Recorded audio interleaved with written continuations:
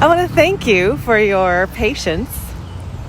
I was on vacation for the last 2 weeks, and actually, at this very moment, I still am. I'm walking down a very sweet main street of a town in Italy on the coast of the Mediterranean. And the breeze is blowing. The sun is out, and it is definitely summer here. There are so many things I could talk about on this next podcast, so we'll see which one I select. I often get questions from friends and clients in America about the food, especially since I teach a course in nutrition at the George Washington University School of Medicine, and since I have a book about food and energy and eating for leadership, brain power. In America, there's this curiosity about how Italians can eat like they do and still maintain their health. The Mediterranean coast of Europe is known to be an area that hosts some of the most healthy people in the world. Some of the people that live the longest and with the highest quality of life in the world. And yet, they do some things that in America are considered dangerous for your health. So how does that all work? So I think that I'll start there and move on into some other eating practices that I've seen in my experience on the coast of the Mediterranean in Europe. This is Lucy Gable, leadership coach, entrepreneur, speaker, author, and professor at the George Washington University School of Medicine. Welcome to my podcast, Leadership, Life, Health, and Happiness. First, let's talk about one of the most popular eating or dietary trends in America right now, which is timed eating or intermittent fasting. There are a lot of people experimenting with that in America. In my book, I don't address timed eating because it really does vary in terms of the person and the needs of who we're talking about regarding whether it works or not. And from what I've seen, at least from my personal travels, is that the people of this area have maintained the same cultural way of eating for many, many years. And that is, they have a small breakfast with coffee and bread. There is a long period for lunch where people take time off and the stores are closed. And it's meant to be a time for relaxation and, yes, some eating and digestion. And then at the end of the day, there's a meal, which if you are eating out with friends, it could be a longer meal, a much longer meal, a slightly bigger meal, and a more elaborate meal. But typically, people here still buy food from the shops and make food at home. And the time that they eat dinner is generally later in the day. Something between 5 and 11 p.m. 8, 9, 10 p.m. at night is probably when most people have dinner. Now, there's a lot of talk going on in America about diets that have to do with timed eating, fasting eating, eating before a certain time, etc.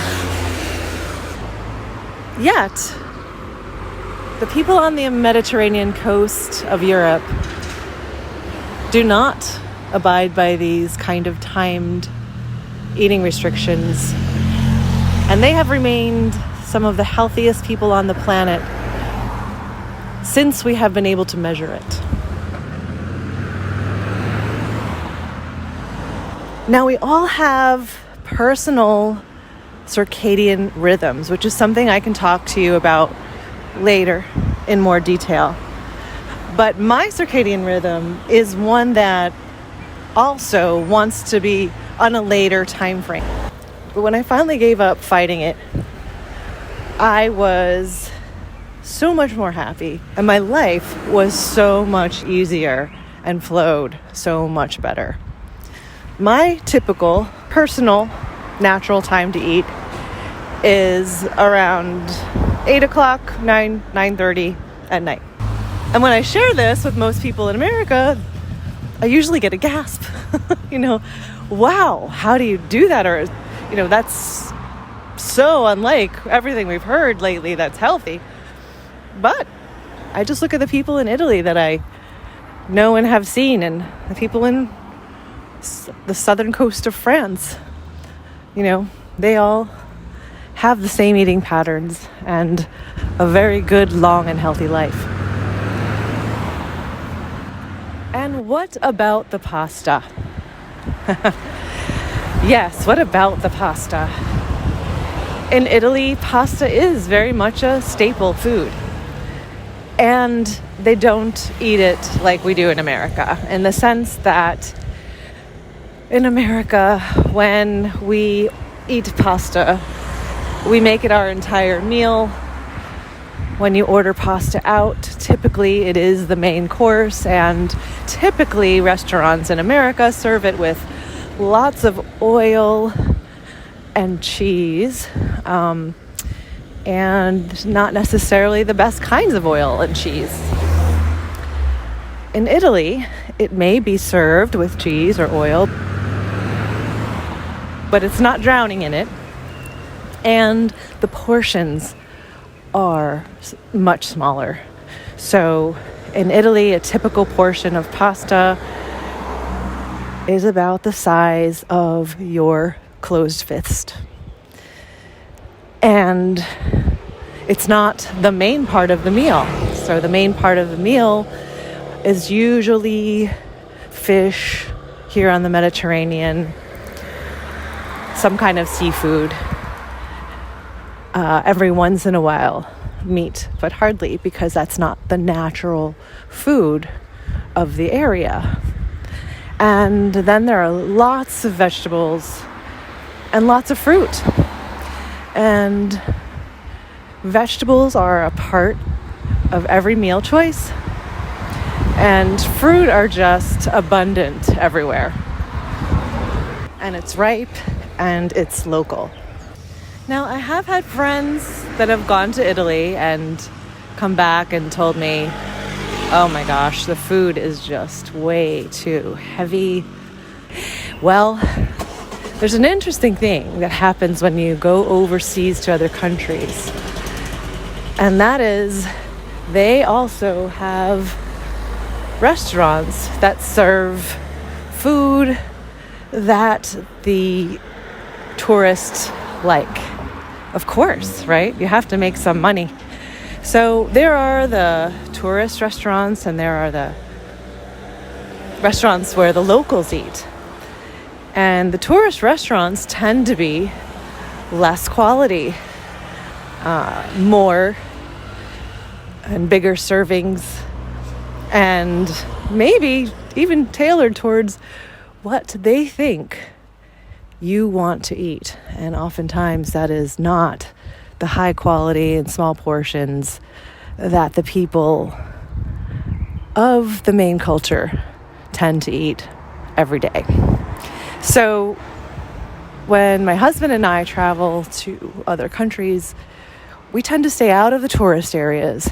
And when we're going out to eat, we try to find places where we see a lot of local people sitting and eating, because we know then that that's going to be a really good place to try the food of the area and really get a taste of what people eat. And also, when you're eating overseas, you have a choice of what you eat, just like you have a choice in America. So if you like to choose foods that are typically fried and very cheesy, maybe highly processed, lots of sugar, you can do that. You can do that in pretty much any country now. And also, if you like to eat fresh fruits and vegetables and steamed and baked fishes, grilled meats, and pasta or potatoes or even bread without all of the toppings, butter, oil, and cheese, you can find that too. So you can eat healthy or unhealthy anywhere. It's really your choice.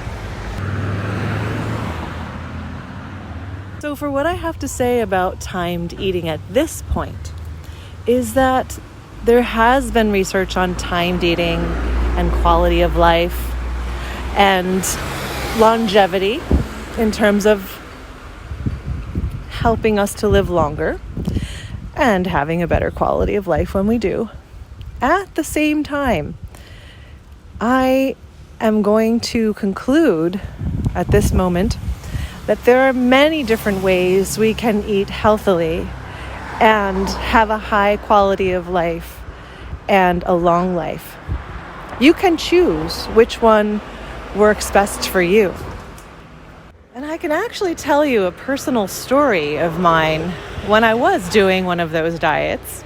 If you've read my book, Eat to Lead, you'll remember that I said in the beginning, I've tried pretty much all the diets at some point because I was extremely obsessed with being as thin as I possibly could be. And one of the diets I tried in the past was not eating past 6 p.m. And it was so miserable for me, especially at the times where I couldn't eat with my friends because they didn't finish making dinner by 6. That means I couldn't have food. Yep. That meant to me I would have to go to sleep hungry and just wait until the morning to eat. It was at a time in college and I was being very strict about food.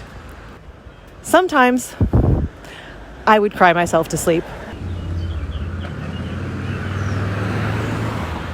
Now, in terms of my recording of this podcast at this time on this street, I'm going to be finished for now. Ciao from Italia e buongiorno, tutto bene. This is Lucy Gable. Talk to you next time.